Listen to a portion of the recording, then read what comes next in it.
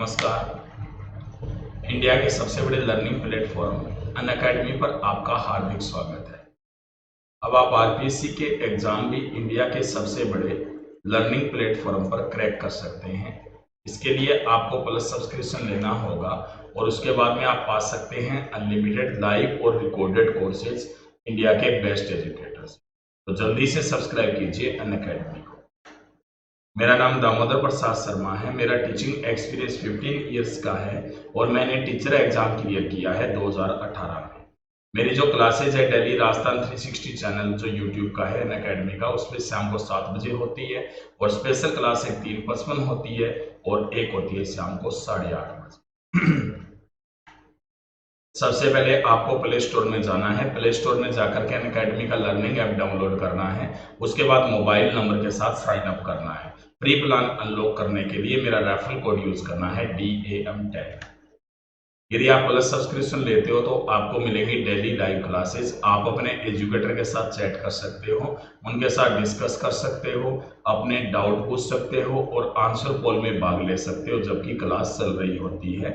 आपको मिलेंगे structure courses. आपको हमारे जो सारे कोर्सेज हैं वो एक ही लाइन में मिलेंगे जो आपके एग्जाम सिलेबस के अकॉर्डिंग होंगे और आपकी अच्छी तैयारी करने में सहायता करेंगे। लाइव टेस्ट एंड क्विजेज होंगे। आप अपनी तैयारी का मूल्यांकन कर पाओगे हमारे रेगुलर मॉक टेस्ट और क्विजेज के द्वारा और अपनी परफॉर्मेंस का डिटेल में एनालिसिस भी कर पाओगे। अनलिमिटेड एक्सेस मिलेगा। एक बार सब्सक्रिप्शन लेने के बाद आपको हमारे सारे लाइव और रिकॉर्डेड कोर्सेज है वो कंफर्टेबली आपके डिवाइस पर देखने को मिलेंगे। फ्री और प्लस प्लान में क्या फर्क है? फ्री प्लान में लिमिटेड सिलेबस कवर होता है जबकि प्लस में कंप्लीट होता है।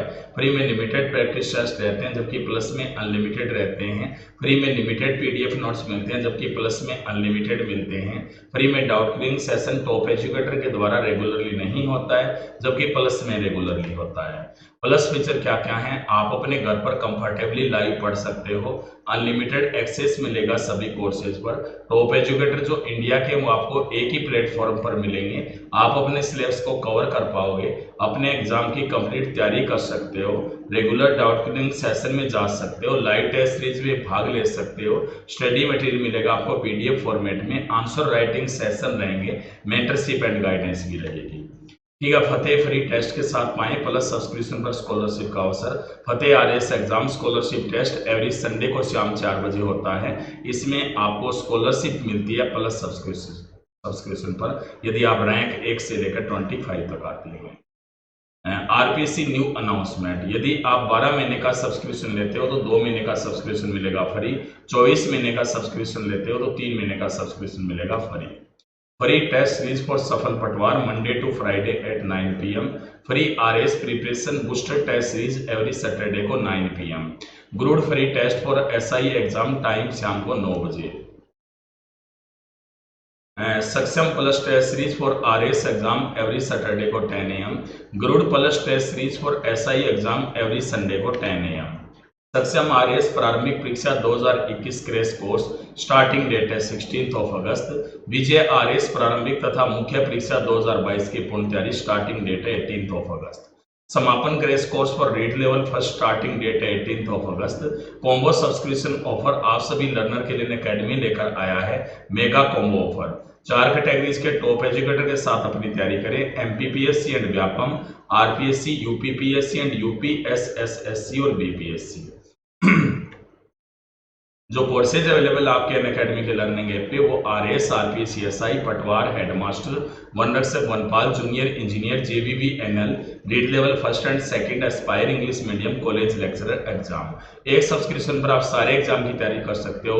ऐसा केवल अनअकैडमी पर ही होता है। ठीक है, डिस्काउंट जो सब्सक्रिप्शन है उस पर 10% का रहेगा। इनमें से कोई भी प्लान आप चूज कर लीजिए। मेरा रेफरल कोड यूज करोगे DAM10 तो आपको 10% का डिस्काउंट मिलेगा। जैसे 24 महीने का प्लान है वो 8,400 रुपए का है। यदि आप मेरा रेफरल कोड यूज करते हो DAM10 तो ये मिलेगा आपको 10% के डिस्काउंट के साथ 7,560 में। ठीक है, आप सभी का बहुत बहुत स्वागत है। मैं आपके लिए लेकर आया हूँ इस सेशन में राजस्थान GK और इंडियन GK के इंपॉर्टेंट क्वेश्चन। ठीक है ना, तो उन्हें आपको सोल्व करना है। आप देखिए और यदि सोल्व होते हैं नहीं होते मैं आपको आंसर बताऊंगा और साथ में एनालिसिस भी करूंगा। ठीक है, तो स्टार्ट करते हैं पर आज का ये सेशन जिसमें मैं आपके लिए लेकर आया हूँ इंपॉर्टेंट राजस्थान जीके और इंडियन जीके के क्वेश्चन। ठीक है, पहला क्वेश्चन ये रहा आपके सामने, निम्न में से कौन सा स्थल है जिसमें घरों में कुओं के अवशेष मिले हैं? यानी कौन सा स्थल है इनमें से जिनमें घरों में कुओं के अवशेष पाए गए हैं? हड़प्पा में मिले हैं, कालीबंगा में मिले हैं, लोथल में मिले हैं या मोहनजोदड़ो में मिले हैं? बताइए, घरों में कुओं के अवशेष कौन से स्थल पर पाए गए हैं, ये आपको इसमें बताना है करेक्ट आंसर। तो बताइए क्या आंसर रहेगा इस क्वेश्चन का? कहां पर पाए गए हैं कुओं के अवशेष? हड़प्पा, कालीबंगा, लोथल, मोहनजोदड़ो। ठीक है, इसका सही आंसर रहेगा मोहनजोदड़ो। ठीक है, मोहनजोदड़ो में घरों में कुओं के अवशेष मिले हैं। मोहनजोदड़ो जो आपको पता है कि कहां पे है भी, लरकाना सिंध पाकिस्तान में है। कौन सी नदी के किनारे है भी ये? सिंध नदी के किनारे है। ठीक है ना। और ये जो स्थल है मोहनजोदड़ो, दरअसल इसका अर्थ होता है, सिंधी भाषा का शब्द है मुर्दों का टीला। ठीक है ना, मुर्दों का टीला अर्थ होता है इसका। कारण यही है कि इनके मोहनजोदड़ो के टीले की जब खुदाई की गई थी ना, तब तो यहाँ पर बिखरे हुए कंकाल मिले थे और इसीलिए इसे मुर्दों का टीला नाम से संबोधित किया गया था। तो इसलिए इस क्वेश्चन का करेक्ट आंसर इसमें क्या रहेगा? डी रहेगा। अगला क्वेश्चन आपके लिए ये रहा कि कृष्ण भक्ति का प्रथम और प्रधान ग्रंथ कौन सा है? यानी कृष्ण भक्ति का इनमें प्रथम और प्रधान ग्रंथ कौन सा माना जाता है, ये आपको आंसर बताना है। महाभारत माना जाता है, गीत गोविंद माना जाता है, श्रीमद् भगवत गीता माना जाता है या इनमें से कोई नहीं? बताइए, कृष्ण भक्ति का प्रथम और प्रधान ग्रंथ इनमें से कौन सा है, ये आपको इस क्वेश्चन में बताना है करेक्ट आंसर। तो बता दीजिए कौन सा है भाई? महाभारत है, गीत गोविंद है, श्रीमद् भागवत गीता या इनमें से कोई नहीं? बताइए। तो इसका सही आंसर रहेगा इसमें सी, श्रीमद् भागवत गीता। यानी भक्ति जो शब्द है ना, उसका उल्लेख तो पहले उपनिषदों में हो चुका था, लेकिन भक्ति का जो पूर्ण उल्लेख है, मतलब भक्ति शब्द का जो पूर्ण उल्लेख है भी, भक्ति क्या है, और वो भी इसमें कृष्ण की, वो श्रीमद् भागवत गीता में मिलती है। ठीक है ना, यानी भक्ति शब्द का प्रथम जो उल्लेख है ना, वो तो मिलता है श्वेतावतर उपनिषद में। ठीक है ना, जबकि भक्ति की पूर्ण परिभाषा दी गई है किसमें? श्रीमद् भागवत गीता में।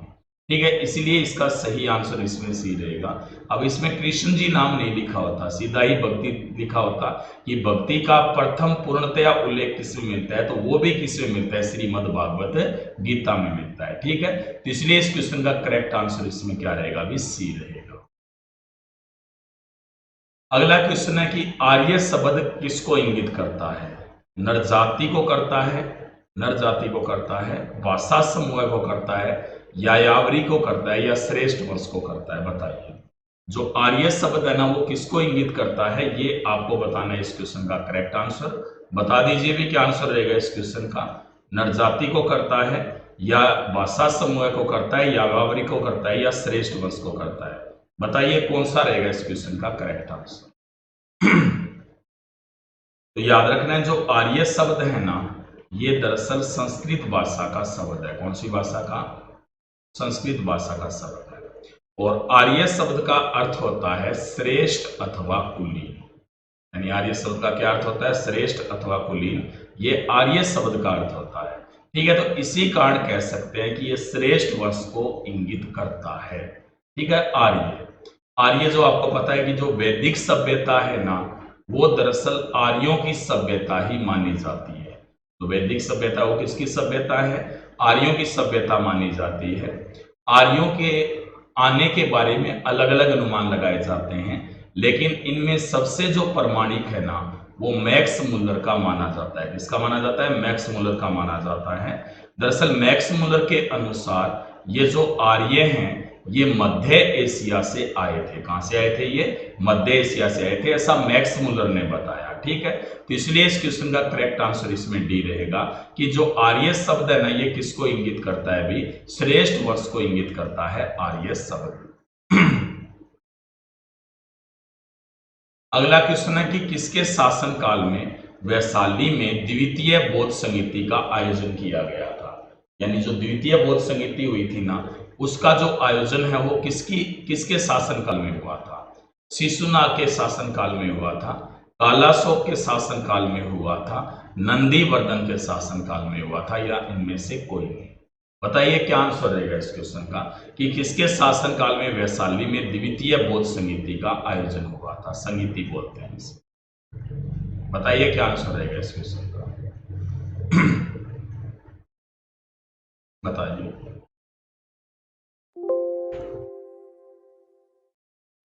तो आज तक दरअसल आपको पता है कि कुल जो बौद्ध संगीतियां आयोजित हुई है, कुल जो बौद्ध संगीतियां आयोजित हुई है, उनकी जो संख्या है ना, वो दरअसल कितनी है? 4 है। कुल बौद्ध संगीतियों की संख्या कितनी है? इसमें 4 है।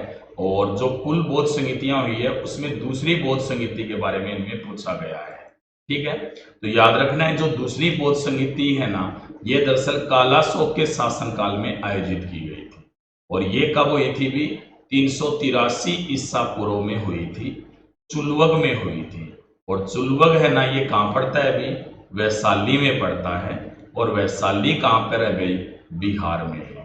ठीक है, तो यहीं पर द्वितीय बौद्ध संगीति का आयोजन हुआ था। और इसकी अध्यक्षता किसने की थी भी? साओ कमीर ने की थी। और इस समय जो शासक था, यही पूछा गया इसमें, शासक मैंने बता दिया कौन सा था? कालाशोक। यानी कालाशोक नामक जो शासक था ना, जिसे काकवर्ण भी कहा गया है, उसके शासनकाल में आयोजित हुई थी। और ये कौन से वंश का शासक था भाई?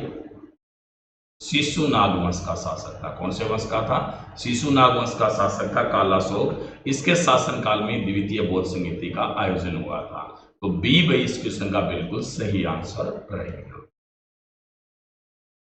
अगला क्वेश्चन है कि बुद्ध चरित्र के रचनाकार कौन है? जो बुद्ध चरित्र है ना, उसके रचनाकार कौन माने जाते हैं? अशोक घोष माने जाते हैं, वसुमित्र माने जाते हैं, बुद्ध घोष माने जाते हैं, या नागार्जुन माने जाते हैं? बताइए। जो बुद्ध चरित्र ग्रंथ है ना, वो किसके द्वारा लिखा गया था? ये आपको बताना है इस क्वेश्चन का करेक्ट आंसर। बता दीजिए क्या आंसर रहेगा इस क्वेश्चन का? अशोक घोष ने लिखा था, वसुमित्र ने लिखा था, बुद्ध घोष ने लिखा था, या नागार्जुन ने लिखा था? बताइए इस क्वेश्चन का करेक्ट आंसर क्या रहेगा इसमें? बताइए, बुद्ध चरित्र के रचनाकार कौन है? इसका करेक्ट आंसर रहेगा भी अशोक घोष। यानी अशोक घोष है ना, एक बौद्ध भिक्षु था, उसी ने रचना की थी कौन से ग्रंथ की? बुद्ध चरित्र की। और किसके समय की थी ये? कुषाण के शासक के समय की थी, जिसका नाम क्या था? कनिष्क था। उसके समय इस ग्रंथ की रचना की गई थी, बुद्ध चरित्र की। ठीक है, तो इसलिए इस क्वेश्चन का करेक्ट आंसर इसमें ए रहेगा। भगवान महावीर के प्रथम शिष्य कौन थे? भगवान जो महावीर है ना, उसके प्रथम शिष्य कौन थे? ये आपको आंसर बताना है इसमें। जमाली थे, योसूद थे, विपिन थे, प्रभास थे? बताइए। यानी महावीर का प्रथम शिष्य कौन था? भगवान महावीर का, ये आपको इसमें आंसर बताना है। जमाली था, योसूद था, विपिन था, या प्रभास था? बताइए क्या आंसर रहेगा इस क्वेश्चन का? कौन था भगवान महावीर का प्रथम शिष्य?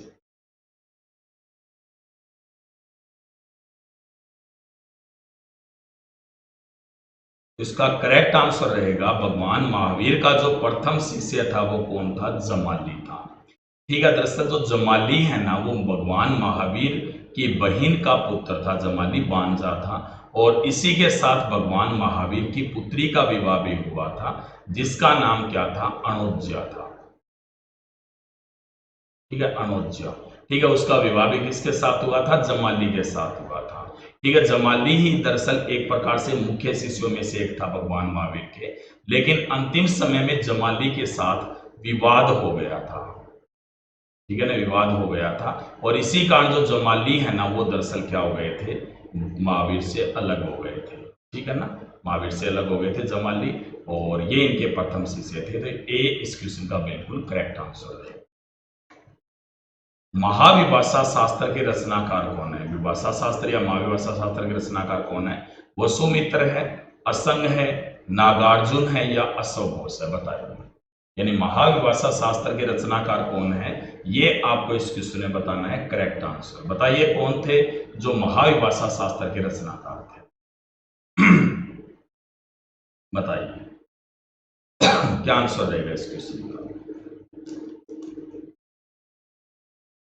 इस क्वेश्चन का सही आंसर रहेगा भी वसुमित्र। किसने रचना की थी? वसुमित्र ने रचना की थी। आपको पता है कि जो चौथी बौद्ध संहिता हुई थी, चौथी बौद्ध संहिता, जिसका आयोजन कब हुआ था? भी प्रथम शताब्दी में हुआ था।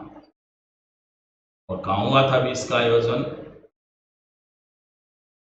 कुंडलवन में हुआ था, जो कहां पे है? कश्मीर में। और इसका आयोजन किसने करवाया था? भी कुषाण वंश के शासक ने करवाया था, जिसका नाम क्या था? भी कनिष्क था। ठीक है ना? और ये जो बौद्ध संहिता थी, मैं इसलिए बता रहा हूं क्योंकि इसकी अध्यक्षता किसने की थी? वसुमित्र ने की थी। यानी वसुमित्र ने ये इस बौद्ध संहिता के क्या थे? अध्यक्ष थे। और इन्हीं वसुमित्र ने रचना की थी किसकी? महाविभाषा शास्त्र जो ग्रंथ है ना, उसकी रचना इन्हीं के द्वारा की गई थी। ठीक है ना? यानी इन्हीं वसुमित्र ने की थी, जो कि चतुर्थ और अंतिम बौद्ध संहिता के क्या बने थे? अध्यक्ष बने। ठीक है, तो इसीलिए इस क्वेश्चन का करेक्ट आंसर इसमें क्या रहेगा? ए रहेगा। अगला क्वेश्चन आपके सामने ये रहा कि मौर्य काल में शिक्षा का सर्वाधिक प्रसिद्ध केंद्र कौन सा था? यानी मौर्य काल में शिक्षा का सबसे बड़ा प्रसिद्ध केंद्र कौन सा था? भी वैशाली था, नालंदा था, तक्षशिला था या उज्जैन था? बताइए मौर्य काल में शिक्षा का सर्वाधिक प्रसिद्ध केंद्र कौन सा था? ये आपको इस क्वेश्चन का बताना है करेक्ट आंसर। बता दीजिए कौन सा था? भी वैशाली था, नालंदा था, तक्षशिला था या उज्जैन था? क्या आंसर रहेगा इसका? आंसर बताइए क्या रहेगा इस क्वेश्चन का? तो इस क्वेश्चन का करेक्ट आंसर रहेगा भी तक्षशिला। ठीक है, मौर्य काल में शिक्षा का सर्वाधिक प्रसिद्ध केंद्र कौन सा था? तक्षशिला। कहां पे? पाकिस्तान में, वर्तमान में पाकिस्तान में। 7वीं शताब्दी ईसा पूर्व इसका निर्माण हुआ था। संस्कृत शिक्षा का ये केंद्र था। याद रखना जो तक्षशिला है ना, यहीं पर आचार्य थे कौन? चाणक्य या कौटिल्य। ये यहीं पर आचार्य थे। कहां पे? तक्षशिला में। और तक्षशिला विश्वविद्यालय में ही अध्ययन किया था मौर्य वंश के संस्थापक, जिसका नाम क्या था? चंद्रगुप्त मौर्य ने। ठीक है ना? बाद में धीरे धीरे अपने जो कह सकते हैं कि इसका निर्माण था वो एक प्रकार से हो चुका था, लेकिन बाद में धीरे धीरे अपने पहचान खोता गया तक्षशिला विश्वविद्यालय, और तक्षशिला विश्वविद्यालय अंत में नष्ट हो गया। 1980 ईस्वी में जो यूनेस्को है ना, उसने तक्षशिला विश्वविद्यालय को विश्व धरोहर सूची में शामिल किया था। किसमें शामिल किया था? विश्व धरोहर सूची में शामिल किया गया था तक्षशिला को। ठीक है, इसलिए इस क्वेश्चन का करेक्ट आंसर इसमें क्या रहेगा? सी रहेगा। मौर्य काल में शिक्षा का सर्वाधिक प्रसिद्ध केंद्र कौन सा था? भी तक्षशिला। अशोक ने किस शिलालेख में घोषणा की है कि सारी प्रजा मेरी संतान है? कलिंग के पृथक शिलालेख में की है, बराबर के शिलालेख में की है, 5वें शिलालेख में की है या 12वें शिलालेख में की है? बताइए किसान ये 12वां है। यानी कौन से शिलालेख में घोषणा की अशोक ने कि सारी प्रजा मेरी संतान है? पृथक कलिंग शिलालेख में, बराबर के शिलालेख में, 5वें शिलालेख या 12वें शिलालेख में? क्या रहेगा इस क्वेश्चन का करेक्ट आंसर? बता दीजिए कौन से शिलालेख में घोषणा की? बताइए क्या आंसर रहेगा? इसका करेक्ट आंसर रहेगा इसमें कलिंग के पृथक शिलालेख में। ठीक है ना?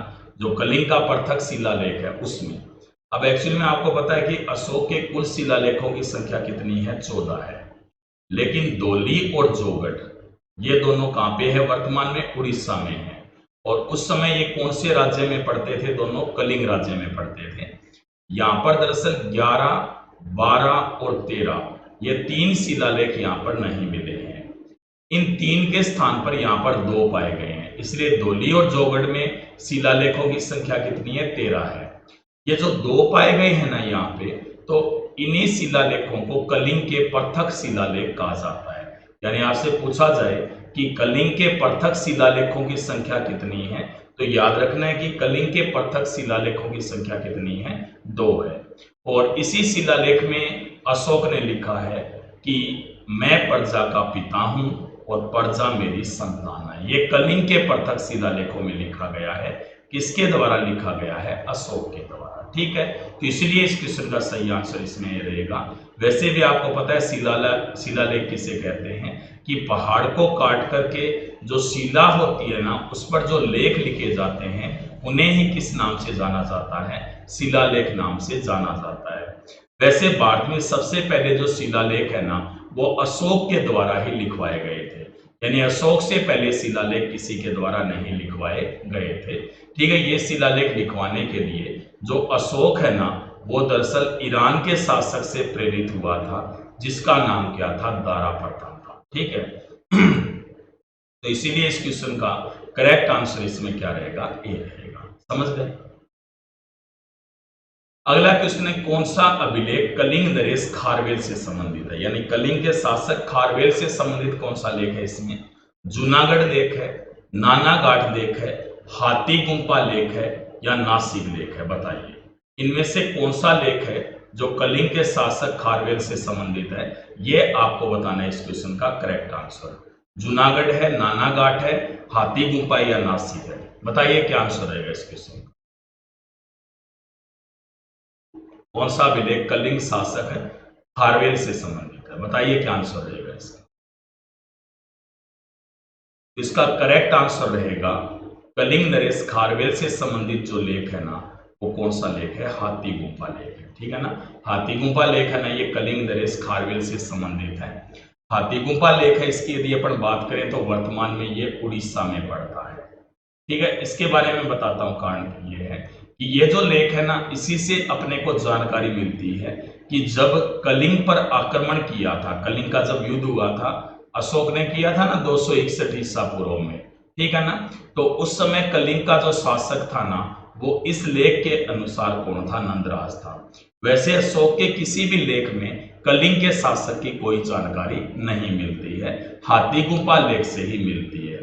वैसे जो हाथी गुम्पा लेख है ना, यह दरअसल इसलिए भी महत्वपूर्ण है क्योंकि इस लेख में ही जानकारी मिलती है जैन मूर्ति पूजा की। यानी जैन मूर्ति पूजा के बारे में जानकारी देने वाला प्रथम जो लेख है ना, वो कौन सा है? हाथी गुम्पा लेख है। ये कलिंग के शासक के समय का है, जिसका नाम क्या था? खारवेल था। ठीक है, तो इसीलिए इस क्वेश्चन का इसमें करेक्ट आंसर क्या रहेगा? इसमें सी रहेगा। ठीक है ना, ये दरअसल कौन सा लेख है? हाथी गुम्पा लेख है। ठीक है, तो सी में इस क्वेश्चन का बिल्कुल करेक्ट आंसर। ठीक है, अगला क्वेश्चन, धार्मिक कविताओं का संकलन कुरल किस भाषा में है? यानी कुरल है ना, ग्रंथ है, वो कौन सी भाषा में है? ये आपको बताना है इस क्वेश्चन का सही आंसर। ग्रीक भाषा में है, तमिल भाषा में है, तेलुगु भाषा में या पाली भाषा में? बताइए, धार्मिक कविताओं का जो संकलन कुरल है ना, वो कौन सी भाषा में लिखा गया है? ये आपको इस क्वेश्चन का बताना है करेक्ट आंसर। बताइए क्या आंसर रहेगा इस क्वेश्चन का। ग्रीक भाषा में है, तमिल भाषा में है, तेलुगु भाषा में या पाली भाषा में? कौन सी भाषा में है ग्रंथ? इसका बिल्कुल करेक्ट आंसर रहेगा इसमें बी रहेगा। ये तमिल भाषा में जो कुरल नामक ग्रंथ है ना, ये कौन सी भाषा में लिखा गया है? तमिल भाषा में। तो इसलिए इसका क्वेश्चन का करेक्ट आंसर इसमें भी क्या रहेगा? बी रहेगा। तो बी में इस क्वेश्चन का बिल्कुल करेक्ट आंसर। अगला क्वेश्चन है कि गुप्त स्थापत्य कला का सर्वश्रेष्ठ मंदिर कौन सा है? यानी गुप्त स्थापत्य कला का सर्वश्रेष्ठ मंदिर इनमें से कौन सा है? भीतरगांव का मंदिर है, देवगढ़ का दशावतार मंदिर है, घुमरा का शिव मंदिर है या तिगवा का विष्णु मंदिर है? बताइए,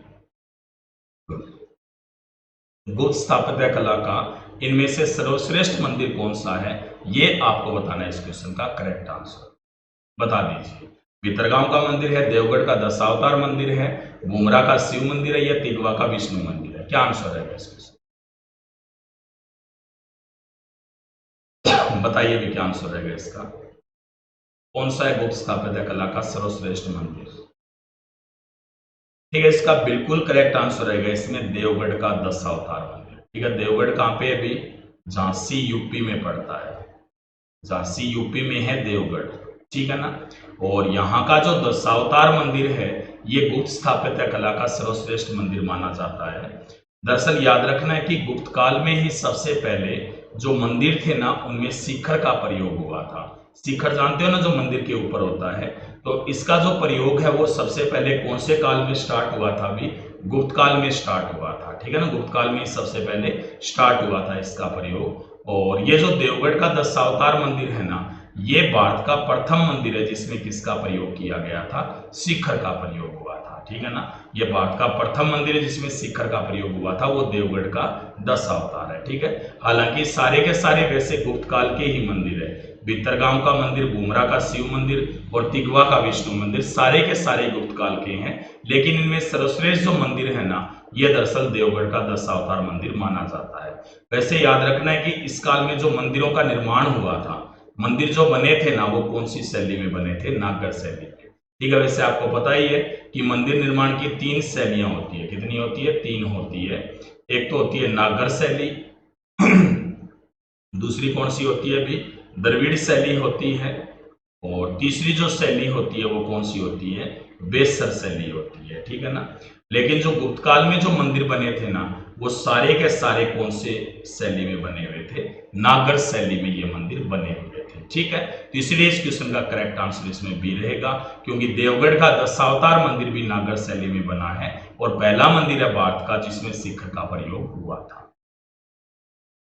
अगला क्वेश्चन है कि मयूर शर्मन ने अपनी राजधानी किसे बनाया था? मयूर शर्मन जो शासक है ना उसने अपनी राजधानी किसे बनाया था? अभी बंगाल को बनाया था, कन्नौज को बनाया था, वैजयंती या वनवासी को बनाया था या इनमें से किसी को नहीं? बताइए।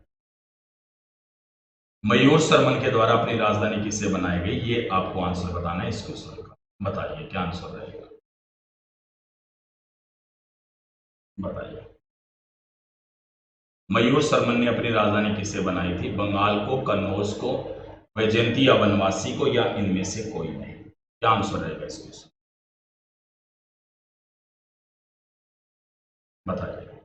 इसका करेक्ट आंसर रहेगा इसमें वैजयंती या वनवासी। ठीक है ना, वैजयंती या जो वनवासी है ना इसे दरअसल सबसे पहले राजधानी बनाया था किसने? मयूर शर्मन ने। इसलिए इस क्वेश्चन का करेक्ट आंसर इसमें क्या रहेगा? अभी सी रहेगा। मयूर शर्मन के द्वारा राजधानी किसे बनाया गया था? वैजयंती या वनवासी को बनाया गया। ठीक है, अगला क्वेश्चन आपके सामने ये रहा कि सियूकी नामक जो ग्रंथ है ना, सियूकी नामक यात्रा का विवरण किससे जुड़ा हुआ है? इसमें सियूकी नामक जो ग्रंथ है उसमें किसकी यात्रा का वर्णन है? फाइयान की यात्रा का वर्णन है, अलबरनी की यात्रा का वर्णन है, इनमें मैक्सनीज की यात्रा का वर्णन है, या वेनसांग की यात्रा का वर्णन है? बताइए, बताइए। यानी किसकी यात्रा का वर्णन है सियूकी नामक ग्रंथ में, ये आपको इस क्वेश्चन में बताना है। करेक्ट आंसर फाइयान की, अलबरूनी की, मैक्सनीज की, या वेनसांग की? क्या आंसर रहेगा इस क्वेश्चन का, बताइए। इसकी यात्रा का वर्णन जुड़ा हुआ है सियूकी नामक ग्रंथ में, बताइए क्या आंसर रहेगा इस क्वेश्चन। इस क्वेश्चन का करेक्ट आंसर है वेनसांग की यात्रा। वेनसांग कहां का यात्री था भी? ये चीन का यात्री था। भारत में कब से कब तक रहा था भी? 629 से लेकर 644 तक रहा था। और इसने ये भारत में किस लिए आया था? बौद्ध धर्म की शिक्षा प्राप्त करने के लिए आया था। जब ये भारत आया था तो उस समय भारत का शासक कौन था? हर्षवर्धन था। कौन था? हर्षवर्धन था। याद रखना है कि जो वेनसांग है ना उसने दरअसल कौन सी विद्यालय में शिक्षा ग्रहण की थी? विश्वविद्यालय में। तो कौन से विश्वविद्यालय में?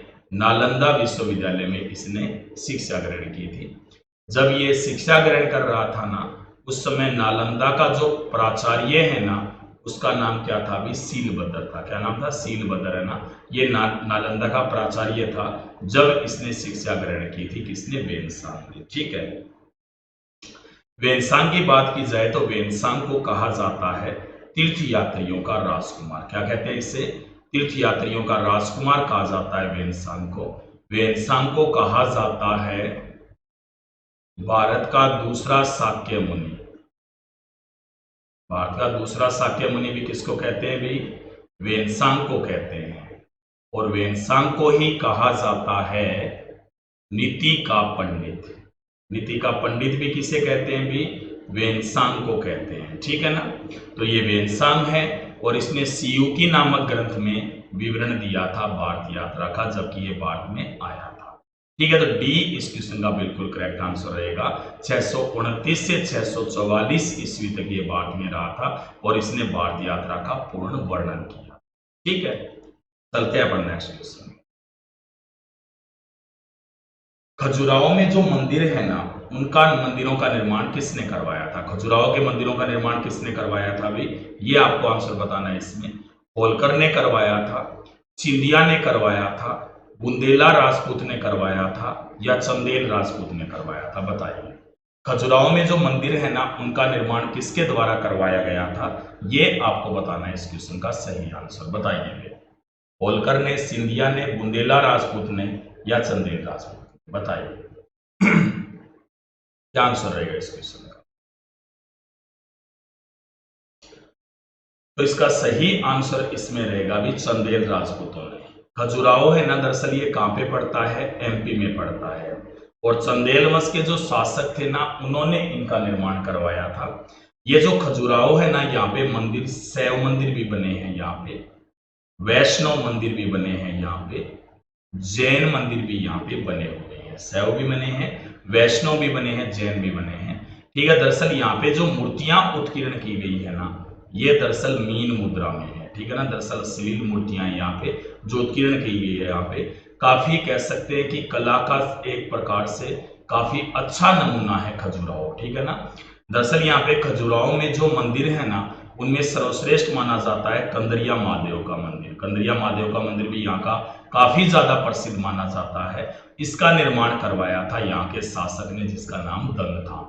ठीक है ना, सैकड़ों वर्षों तक यहाँ पर चंदेल शासक आते रहे और यहाँ पर मंदिरों का निर्माण करवाते रहे। ठीक है ना, तो डी इस क्वेश्चन का बिल्कुल सही आंसर रहेगा। चंदेल राजपूत जो दरअसल जेजाग बुक्ति के शासक थे। कहाँ के? यानी इनके राज्य का नाम क्या था? जेजाग बुक्ति था, और वहीं के शासक थे ये चंदेल। और इन्हीं चंदेलों के द्वारा निर्माण करवाया गया था कौन से मंदिरों का? खजुराहो के मंदिरों का। ठीक है, तो इसलिए इस क्वेश्चन का सही आंसर डी रहेगा। चलते हैं नेक्स्ट क्वेश्चन। रामचरितमानस की रचना किसने की थी? रामचरित की, रामचरित रामपाल चरित। रामपाल चरित की रचना किसने की थी? ये आपको आंसर बताना है। कालिदास ने की थी, विज्ञानेश्वर ने की थी, कौटिल्य ने की थी, या संध्याकर नंदी ने की थी? बताइए। रामपाल चरित जो नामक ग्रंथ है ना, ये किसके द्वारा लिखा गया था? ये आपको बताना है इस क्वेश्चन का करेक्ट आंसर। बता दीजिए क्या आंसर रहेगा इस क्वेश्चन का। कालिदास ने, विज्ञानेश्वर ने, कौटिल्य ने, या संध्याकर नंदी ने? किसके द्वारा इसकी रचना की गई थी? ये आपको बताना है इस क्वेश्चन का करेक्ट आंसर। बताइए। तो इस क्वेश्चन का करेक्ट आंसर रहेगा कि रामपाल चरित है ना, उसकी रचना की थी किसने? संध्याकर नंदी ने। ठीक है, संध्याकर नंदी के द्वारा इसकी रचना की गई थी। दरअसल पाल वंश का एक शासक था जिसका नाम क्या था? रामपाल। पाल वंश के शासक का नाम क्या था अभी? रामपाल था। और उसी का दरबारी था जिसका नाम क्या था? संध्याकर नंदी था। ठीक है, उसी के द्वारा इसकी रचना की गई थी, जिसमें रामपाल के शासन के बारे में इसमें वर्णन किया गया है। तो डी भाई इस क्वेश्चन का बिल्कुल करेक्ट आंसर रहेगा। राष्ट्रकूटों को किसके द्वारा उखाड़ फेंका गया था? जयसिंह के द्वारा, पुलकेशिन सेकंड के द्वारा, विक्रमादित्य के द्वारा, या तैलफ सेकंड के द्वारा? बताइए। राष्ट्रकूट है ना, उन्हें किसके द्वारा उखाड़ फेंका गया? ये आपको इसमें बताना है करेक्ट आंसर। बताइए। जयसिंह ने, पुलकेशिन सेकंड ने, विक्रमादित्य फोर्थ ने, या तैलफ सेकंड? बताइए। याद रखना है कि जो राष्ट्रकूट है ना, उनका संस्थापक क्या कौन था? दंतीदुर्ग था। और दंतीदुर्ग ने वातापी के चालुक्यों को उखाड़ दिया था। वातापी के चालुक्य थे ना, उन्हें पराजित करके दंतीदुर्ग ने राष्ट्रकूट वंश की स्थापना की, ठीक है ना। राष्ट्रकूटों का शासन काफी लंबे समय तक चलता रहा और आखिरकार 973-74 ईस्वी में 973-74 ईस्वी में चालुक्य वंश का ही था तैलफ सेकंड, जो कल्याणी के चालुक्य वंश का था, उसने राष्ट्रकूटों को उखाड़ दिया था और फिर से इसने चालुक्य वंश स्थापित कर दिया था। किसने? तैलफ सेकंड ने, ठीक है ना। तो इसलिए इस क्वेश्चन का करेक्ट आंसर इसमें क्या रहेगा? भी डी रहेगा।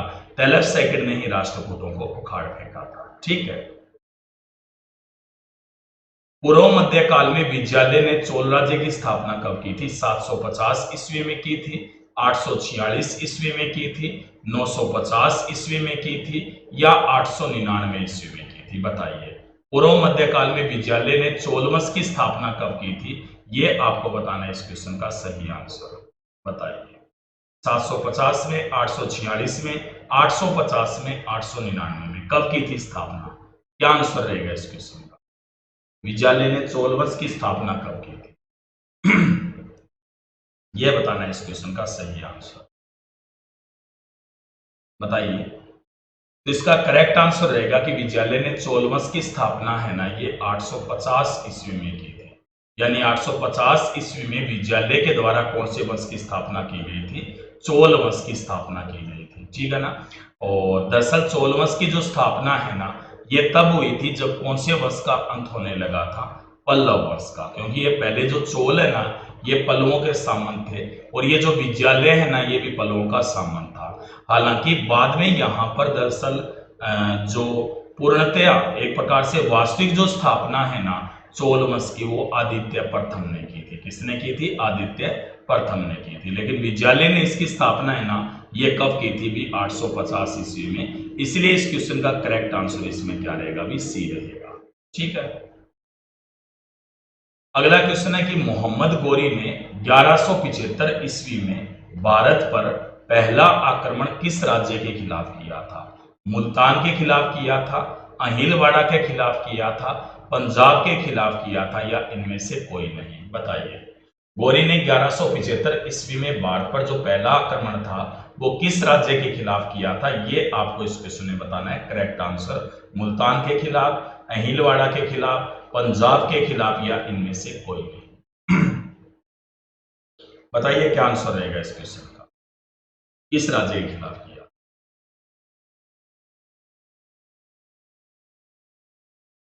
इसका करेक्ट आंसर रहेगा इसमें भी इसके खिलाफ किया था, याद रखना है, मुल्तान के खिलाफ, ठीक है। जो गोरी है ना, दरअसल ये 1173 ईस्वी में गजनी का सुल्तान बना था। गजनी का सुल्तान कब बना था? ये 1173 ईस्वी में बना था। गजनी है ना, ये दरअसल कहां पड़ता है? अफगानिस्तान में, ठीक है। इसने भारत पर जो प्रथम आक्रमण था, भारत पर जो इसके द्वारा प्रथम आक्रमण किया गया, वो कब किया गया था? 1175 में। और ये आक्रमण कहां पे किया था? इसने भी मुल्तान पर किया था। और मुल्तान है ना, ये वर्तमान में कहां पड़ता है? भी पाकिस्तान में पड़ता है। यहीं पर पहला आक्रमण किया था 1175 में, ठीक है ना। दरअसल गोरी का भारत पर आक्रमण का मकसद था भारत में साम्राज्य की स्थापना करना, ठीक है। इससे पहले भी तुर्क आक्रमणकारी आए थे, कई अफगान आक्रमणकारी भी आए थे, लेकिन इनका लक्ष्य होता था भारत को लूटना। ये पहला था जो भारत में साम्राज्य की स्थापना करना चाहता था, इसलिए इसने पहला आक्रमण किया था मुल्तान पर और ये सफल भी रहा था। इसलिए इस क्वेश्चन का करेक्ट आंसर इसमें भी क्या रहेगा? ए रहेगा। अगला क्वेश्चन है कि नागौर जिले में जो डेगाना है ना, वो किसके लिए प्रसिद्ध माना जाता है? डेगाना किसके लिए प्रसिद्ध है? ये आपको आंसर बताना है भी। जिप्सम के लिए प्रसिद्ध माना जाता है, संगमरमर के लिए प्रसिद्ध माना जाता है, टंगस्टन के लिए प्रसिद्ध माना जाता है या चूना पत्थर के लिए प्रसिद्ध माना जाता है? बताइए। डेगाना निम्न में से किसके लिए प्रसिद्ध है? ये आपको इस क्वेश्चन में बताना है। करेक्ट आंसर जिप्सम के लिए, संगमरमर के लिए, टंगस्टन के लिए या चूना पत्थर के लिए? क्या रहेगा भी इस क्वेश्चन का करेक्ट आंसर? बता दीजिए। डेगाना किस लिए प्रसिद्ध माना जाता है? बताइए। जिप्सम, संगमरमर, टंगस्टन या चूना पत्थर? बताइए क्या आंसर?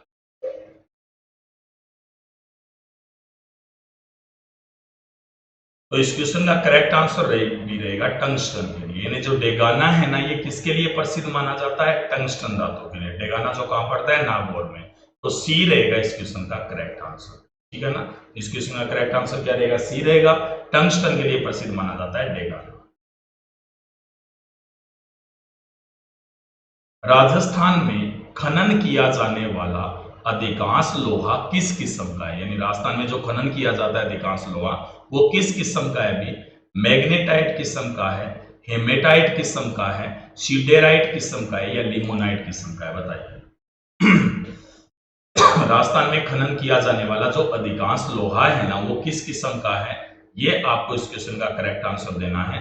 मैग्नेटाइट किस्म का है, हेमेटाइट किस्म का है, सीडेराइट किस्म का है, या लिमोनाइट का है? बताइए भी क्या आंसर रहेगा इस क्वेश्चन का, किस किस्म का लोहा है राजस्थान में? ये आपको आंसर बताना है बेस का। बताइए क्या आंसर रहेगा इस क्वेश्चन का।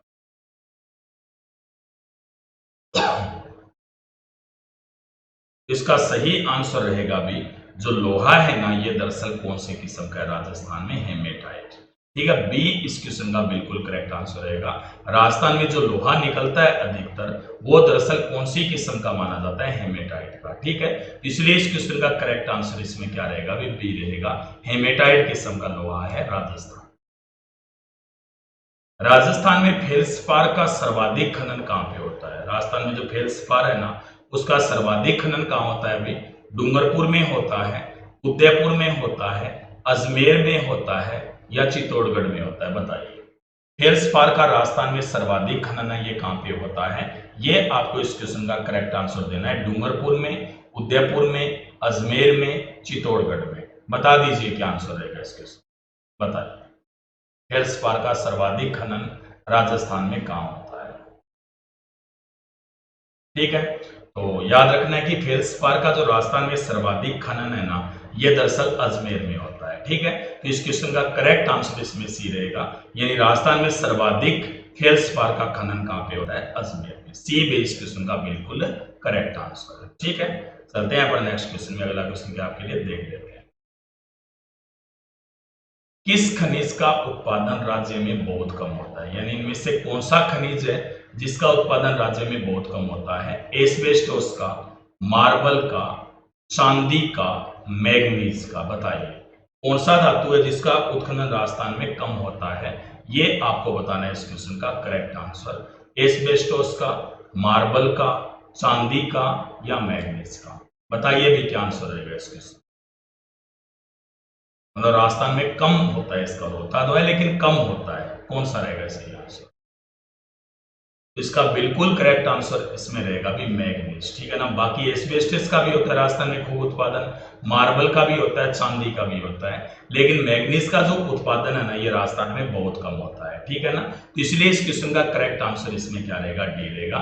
बाकी था आपको पता है काफी ज्यादा उत्पादन होता है राजस्थान में एस्बेस्टस, मार्बल और चांदी का। ठीक है, तो डी इस क्वेश्चन का बिल्कुल करेक्ट आंसर। ठीक है, चलते हैं नेक्स्ट क्वेश्चन। चौथ का बरवाड़ा क्यों प्रसिद्ध है? अगला क्वेश्चन आपके लिए यह है भी चौथ का बरवाड़ा है ना, ये प्रसिद्ध क्यों माना जाता है? सीसा जस्ता की खाने हैं, अबरक की खाने हैं, टंगस्टन की खाने हैं, या फेल्सपार की खाने हैं? बताइए किस लिए प्रसिद्ध माना जाता है चौथ का बरवाड़ा? ये आपको बताना है इस क्वेश्चन का करेक्ट आंसर। सीसा जस्ता की खानों के लिए, अबरक की खानों के लिए, टंगस्टन की खानों के लिए, या फेल्सपार की खानों के लिए? बताइए भी इस क्वेश्चन का करेक्ट आंसर क्या रहेगा? किसके लिए प्रसिद्ध है चौथ का बरवाड़ा? बताइए क्या आंसर रहेगा इस क्वेश्चन। क्यों प्रसिद्ध है चौथ का बरवाड़ा? इस क्वेश्चन का करेक्ट आंसर रहेगा कि चौथ का बरवाड़ा इसलिए प्रसिद्ध है क्योंकि यहाँ पे सीसा जस्ता के खाने हैं। ठीक है ना, तो सीसा जस्ता के खानों के लिए प्रसिद्ध माना जाता है चौथ का बरवाड़ा। और चौथ का बरवाड़ा कहाँ पड़ता है भाई? सवाई माधोपुर में। चौथ का बरवाड़ा कहाँ पे है? सवाई माधोपुर में है। और ये सीसा जस्ते के खानों के लिए काफी प्रसिद्ध माना जाता है, इसलिए भी इस क्वेश्चन का करेक्ट आंसर इसमें ये रहेगा। ठीक है, चलते हैं नेक्स्ट क्वेश्चन में। फिर क्या अगला क्वेश्चन आपके लिए देख लेते हैं। राजस्थान के किस जिले में जिप्सम का सर्वाधिक उत्पादन होता है? यानी राजस्थान का कौन सा जिला है जिसमें जिप्सम का सर्वाधिक उत्पादन होता है? अजमेर में होता है, बाड़मेर में होता है, जैसलमेर में होता है या उदयपुर में होता है? बताइए, जिप्सम का सर्वाधिक उत्पादन इनमें से कहां होता है? ये आपको बताना है इस क्वेश्चन का करेक्ट आंसर। बताइए क्या आंसर रहेगा इस क्वेश्चन का? अजमेर में होता है, बाड़मेर में होता है, जैसलमेर में होता है या उदयपुर में होता है? क्या आंसर रहेगा इस क्वेश्चन? बताइए। तो इस क्वेश्चन का भी करेक्ट आंसर रहेगा जैसलमेर, यानी जैसलमेर में जिप्सम का सर्वाधिक उत्पादन होता है। सी रहेगा करेक्ट आंसर। और भविष्य में आपको पता है कि जो सीमेंट है ना, उनकी जो फैक्ट्रीज है वो भी सर्वाधिक जैसलमेर में लगने वाली है, ठीक है ना। तो इस क्वेश्चन का करेक्ट आंसर इसमें सी रहेगा कि जैसलमेर में ही जिप्सम का सर्वाधिक उत्पादन होता है। तो सी भी इस क्वेश्चन का बिल्कुल करेक्ट आंसर है, ठीक है। चलते हैं अपन नेक्स्ट क्वेश्चन में। अगला क्वेश्चन क्या आपके लिए देख लेते हैं। अगला क्वेश्चन क्या आपके लिए देखते हैं। डेगाना किस खनिज के खनन के लिए जाना जाता है? जो डेगाना है ना, वो किस खनिज के लिए जाना जाता है? लोहा एसिड के लिए जाना जाता है, टंगस्टन के लिए जाना जाता है, कोयले के लिए जाना जाता है या तांबे के लिए जाना जाता है? बताइए, डेगाना किस खनिज के खनन के लिए प्रसिद्ध है? ये आपको इस क्वेश्चन में बताना है। करेक्ट आंसर लोहा एसिड के लिए प्रसिद्ध है, टंगस्टन के लिए प्रसिद्ध है, कोयला के लिए प्रसिद्ध है या तांबा के लिए प्रसिद्ध है? बताइए भी इस क्वेश्चन का करेक्ट आंसर क्या रहेगा इसमें? किसके लिए प्रसिद्ध है डेगाना? बताइए।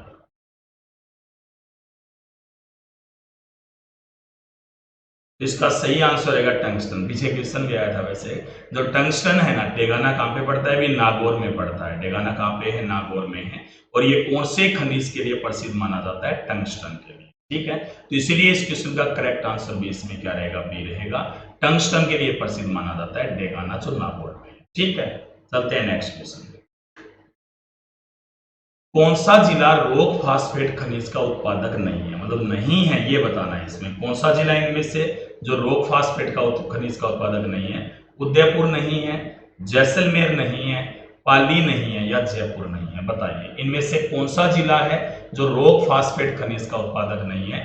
ये आपको इसमें बताना है करेक्ट आंसर। उदयपुर, जैसलमेर, पाली या फिर जयपुर?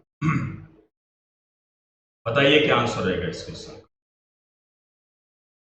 इसमें रॉक फास्फेट खनिज का उत्पादन नहीं होता है, ठीक है। तो इसका बिल्कुल करेक्ट आंसर इसमें रहेगा सी। जो पाली है ना, यहाँ पे रॉक फास्फेट खनिज का उत्पादन नहीं होता है, ठीक है। बाकी उदयपुर में भी होता है, जैसलमेर में भी होता है, जयपुर में भी होता है, तीनों में होता है, लेकिन कहां पे नहीं होता है? पाली में, ठीक है। तो इसलिए इस क्वेश्चन का करेक्ट आंसर इसमें क्या रहेगा? भी सी रहेगा। पाली में रॉक फास्फेट खनिज का उत्पादन नहीं होता है, ठीक है। चलते हैं फिर नेक्स्ट क्वेश्चन में। अगला क्या आपके लिए देख लेते हैं। अगुचा गुलाबपुरा किस खनिज का खनन होता है? अगुचा गुलाबपुरा है ना, उसमें कौन से खनिज का खनन होता है? भी सीसा और जस्ता का होता है, तांबा का होता है, लोहे एसक का होता है या मैग्नीज का होता है? बताइए। अगुचा गुलाबपुरा है ना, यहाँ पर किस खनिज का खनन होता है? ये आपको आंसर बताना है। सीसा और जस्ता का, तांबा का, लोहे एसक का या मैग्नीज का? बताइए भी क्या करेक्ट आंसर रहेगा इस क्वेश्चन का कि कौन से खनिज का खनन होता है अगुचा गुलाबपुरा क्षेत्र में? ये आपको बताना है इस क्वेश्चन का करेक्ट आंसर। बता दीजिए क्या रहेगा करेक्ट आंसर? इसका करेक्ट आंसर रहेगा इस क्वेश्चन का कि अगुचा और गुलाबपुरा में किसका होता है? सीसा और जस्ता का, ठीक है ना। तो ए इस क्वेश्चन का बिल्कुल करेक्ट आंसर। अगुचा गुलाबपुरा किसके लिए प्रसिद्ध है? सीसे और जस्ते के खनिज के खनन के लिए प्रसिद्ध माने जाते। निम्न में से कौन सा कथन असत्य है? यानी इनमें से कौन सा कथन असत्य है, ये आपको बताना है। राजस्थान भारत का 100% बुलस्टोनाइट उत्पन्न करता है, राजस्थान भारत का 96% फ्लोराइट उत्पन्न करता है, राजस्थान भारत का 75% रॉक फास्फेट उत्पन्न करता है, राजस्थान भारत का 90% जेस्पार उत्पन्न करता है? बताइए, इसमें से कौन सा कथन है ना जो इसमें असत्य है? बताइए। पहला है राजस्थान भारत का 100% बुलस्टोनाइट उत्पन्न करता है, दूसरा है राजस्थान भारत का 96% फ्लोराइड उत्पन्न करता है, तीसरा है राजस्थान भारत का 75% रॉक फास्फेट उत्पन्न करता है और फिर है राजस्थान भारत का 90% जेस्पार उत्पन्न करता है। क्या रहेगा इस क्वेश्चन का करेक्ट आंसर? तो असत्य कथन इनमें से डी रहेगा, यानी राजस्थान भारत का 90% GSR उत्पन्न नहीं करता है, ये इसमें असत्य होगा, डी रहेगा करेक्ट आंसर। ठीक है। अगला क्वेश्चन ये आपके सामने कि वे खनिज कौन से हैं जिनमें राजस्थान का देश में एकाधिकार है, यानी इनमें से वो खनिज कौन से हैं जिनमें राजस्थान का देश में एकाधिकार माना जाता है? तांबड़ा, वुलस्टोनाइट, ग्रेनाइट, संगमरमर, जेस्पार, तांबड़ा, फेल्सपार, जिप्सम, जेस्पार, तांबड़ा, पन्ना, वुलस्टोनाइट, जेस्पार, तांबड़ा, संगमरमर, सीसा दस्ता। बताइए कौन से खनिज है जिनमें राजस्थान का देश में एकाधिकार है? ये आपको बताना है इस क्वेश्चन का करेक्ट आंसर। बता दीजिए क्या आंसर रहेगा इस क्वेश्चन का। कौन से खनिजों में एकाधिकार है ये बताना है आपको। तांबड़ा, वुलस्टोनाइट, ग्रेनाइट, संगमरमर, जेस्पार, तांबड़ा, फेल्सपार, जिप्सम, जेस्पार, तांबड़ा, पन्ना, वुलस्टोनाइट, या जेस्पार, तांबड़ा, संगमरमर, सीसा दस्ता। ठीक है, कौन सा रहेगा इसका करेक्ट आंसर? तो इसका भी करेक्ट आंसर इसमें रहेगा सी, जेस्पार, तांबड़ा, पन्ना और वुलस्टोनाइट। इनमें राजस्थान का लगभग एकाधिकार है, यानी एक प्रकार से ये तो लगभग ही पूरी तरह से राजस्थान में ही होते हैं, तो इसलिए इस क्वेश्चन का करेक्ट आंसर इसमें क्या रहेगा? सी रहेगा। तो सी बिल्कुल करेक्ट आंसर है इस क्वेश्चन का। हिंदुस्तान जिंक लिमिटेड का जिंक स्मेल्टर उदयपुर में कहां पे है? यानी हिंदुस्तान जिंक लिमिटेड का जिंक स्मेल्टर ना ये कहां पे है? देबारी में है, निम्बाहेड़ा में है, खेतड़ी में है, या नीमराणा में? बताइए कहां पे है हिंदुस्तान जिंक लिमिटेड का जिंक स्मेल्टर उदयपुर में? ये आपको बताना है इस क्वेश्चन का करेक्ट आंसर। देबारी में, निम्बाहेड़ा में, या फिर खेतड़ी में, या नीमराणा में? क्या आंसर रहेगा करेक्ट? बता दीजिए क्या आंसर रहेगा इसका।